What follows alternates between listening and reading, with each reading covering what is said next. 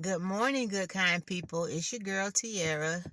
Back with another video, just being open and transparent with my health, fitness, and healing journey. This morning I am coming to you with part three. Just to finish up my food addiction. I did a part one and a part two of my food addiction and how I'm overcoming food addiction and what led to me overcoming food addiction and what kicked off my health and weight loss journey.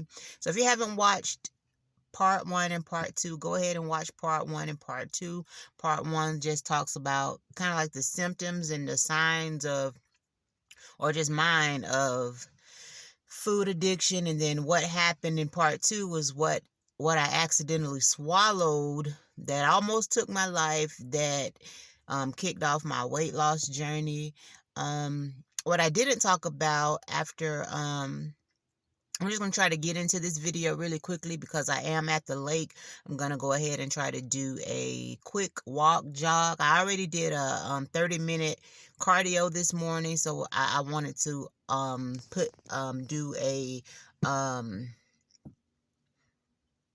I just wanted to do like a walk jog just to kind of get work my muscles. Like I always want to work my thigh muscles and my butt muscles because I'm trying to really build those up right now because I lost a lot of my butt when I lost weight. So I'm trying to build my butt and my thighs, build my butt and my thighs and shrink the waist is what I'm trying to do. So just the part that I didn't I forgot to add, or I kind of toyed around with doing a part three. So the part three of my food addiction, weight loss journey, I didn't speak about when I accidentally swallow. I'll just go ahead and say glue, and you can just watch part two to kind of see how I came about to swallowing glue, E6000 glue. I that kicked off a whole lot of doctor's appointments and stuff because my throat was still like almost like I wouldn't say frozen in place or stuck in place, but my throat was still tight. I was still having the sensation of things stuck in my throat. I mentioned not being able to eat for like a month and a half. I drank protein shakes. I drank chicken broth, and grits. Those were my three things I lived off of for like a month and a half. And that pushed me into, I lost about, I believe it was in between like, I would say somewhere around like 22 pounds. And I lost those like it took a minute for the weight to start dropping. I guess when my body finally realized like, okay, she's not going to she's not eating. Then I started dropping the weight. It was almost like how they say like your body holds onto weight, like when you're not eating enough.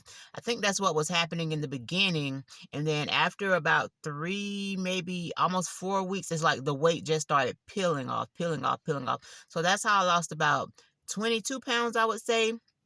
And then after that, once I was able to slowly start eating, and it was a while before I was able to eat, I had to see a ear, nose, and throat specialist, and also a what is it called? A gastroenterologist, I think it's called, because the glue, like it ups it. I don't think offset is the word, but it really, like, I had a flare of acid reflux really badly, so I had to see the gastroenterologist for that. And because my acid reflux was really, really, really bad, like they were thinking that they were going to have to do some type of procedure to stop it because it was so bad that I always had a feeling of like every time I ate, it literally felt like my food was being, like it was stuck in my throat, and I would be gagging. It was bad. It was really, really bad. So I had to see the gastroenterologist, and I had to see the ear, nose, throat. I had to have a procedure where they did it was like an x-ray while you're swallowing. It's called a swallow test. And you have to, you can't eat before it. And you have to drink this, I think it's called barium. I forgot what it's called, but they do an active live x-ray while you're swallowing to see if and where food is getting stuck. And for me, they found out that the food wasn't actually getting stuck. It was just a sensation of, as soon as I swallowed, it was immediate acid coming back into my throat, it was burning my throat. I had acid reflux so bad that it damaged my vocal cords in I think my higher range. Like, I was noticing that when I went to speak, like, to my nephew and my niece, or to, like, my dog, you know how you speak in, like, a high pitch, was like, hey, hey, hey. As I go, hey, TT babies. And it's still some there a little bit, but it's much better than it was. But I would notice, like, I would run out of voice, or, like, my voice would sound weird when I tried to go into, like, those, hey, TT baby, like that.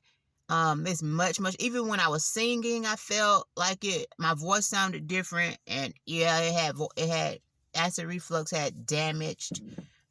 Oh, I didn't close my door. Acid reflux had damaged my vocal cords on the higher pitch, they say. I think that's what they said. And so, I had to have that testing done where they, like I said, like you could see on the actual x-ray on the computer screen, like, as the food went down, and I'm panicking because I'm feeling like I'm about to die because the food is stuck in my throat, because I hadn't eaten anything. Like, they made me eat fruit, they made me eat, like, crackers, they made me eat I had to drink, like, a really thick shake. I had to eat, like, some yogurt or something. I had to do a lot of things, and they had to watch, like, and so that they did notice that the food was going down, but it was immediate, like, acid rushing back up into my throat each time. So that took a while to correct. I had to be on, like, this very strong, like, acid reflux, like a prescribed acid inhibitors or whatever. And then my ear, nose, throat doctor and my GI doctor, I'm just saying GI, they were kind of at war, because one wanted me to be on one medicine and one wanted me to be on another. Well, the one that was easier to swallow for me was the one my ear, nose, throat doctor gave me, and it actually was working better. So I kind of just stopped taking what the GI doctor was giving me and just stuck to what the ear, nose, throat specialist gave me. Also, I had to go through a procedure. They called it a surgery, but I don't call it a surgery. They actually went in and they had to stretch my, after I swallowed the glue, they had to go in and stretch my throat. They went in to check. It was a GI doctor, or was it the ENT?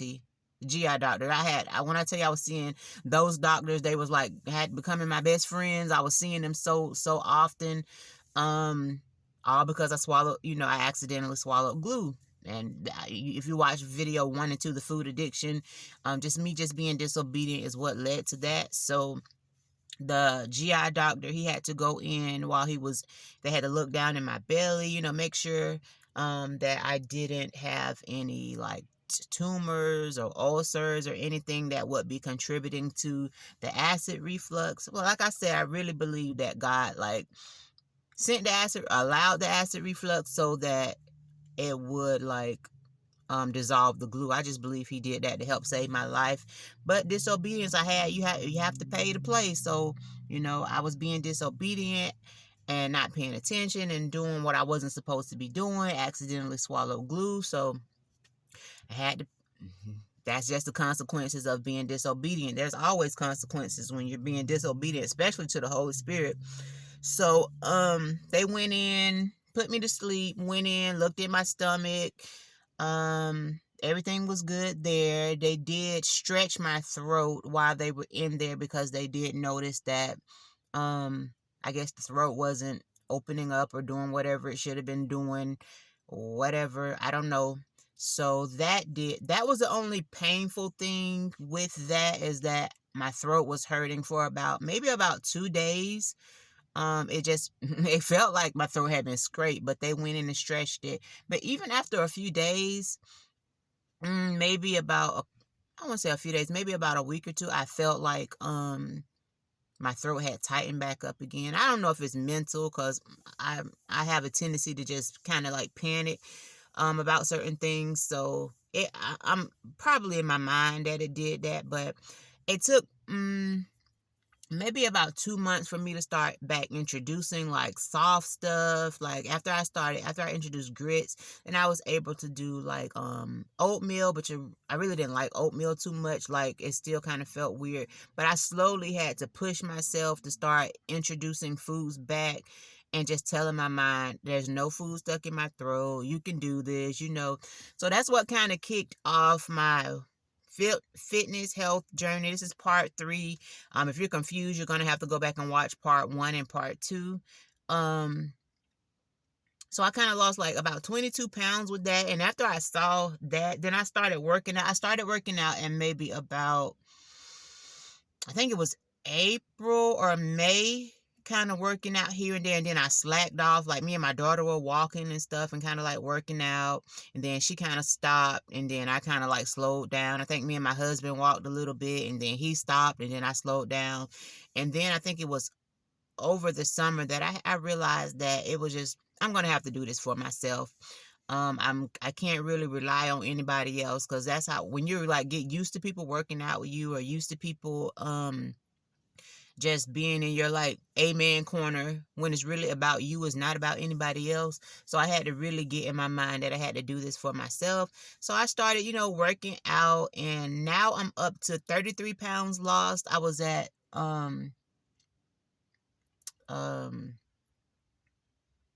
I can't think of it. But anyway, I'm at 33 pounds lost, and I kind of fluctuate. I did lose, I had got down to like 174, and I can't remember how many pounds lost that would have been.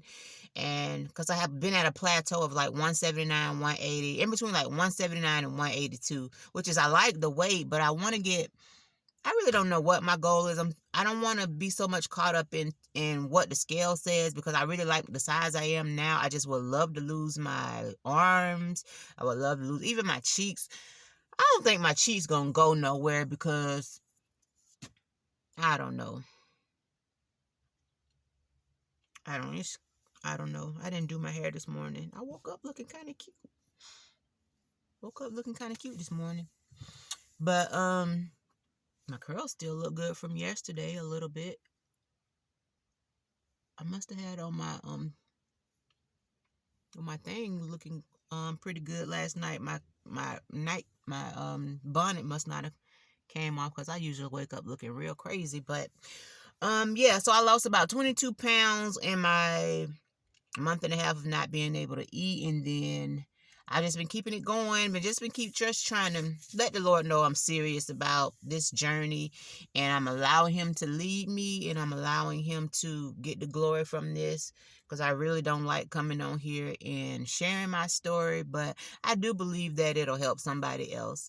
So that's about it. I'm about to get out here and walk this lake, and I don't walk the whole lake because it's just boring. But I do like to get out and just look at the birds and everything. But I get out, I walk about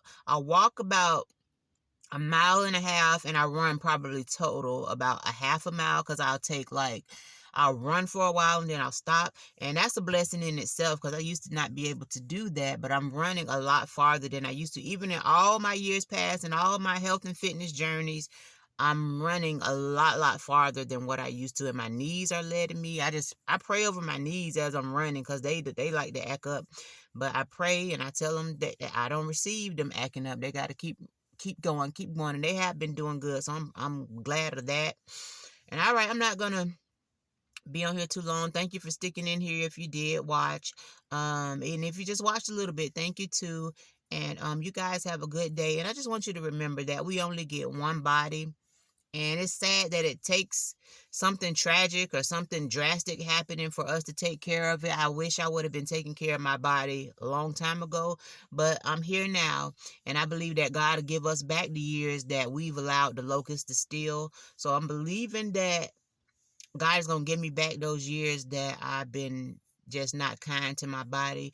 We only get one body, so do whatever you can. Do your best to tighten up your temple. Whatever you can, start wherever you can, even if it's just pushing back one meal, if it's just whatever it is, just start. Start however you can. Your journey won't look like my journey. My journey won't look like your journey, but do your best to start. I've talked your head off long enough.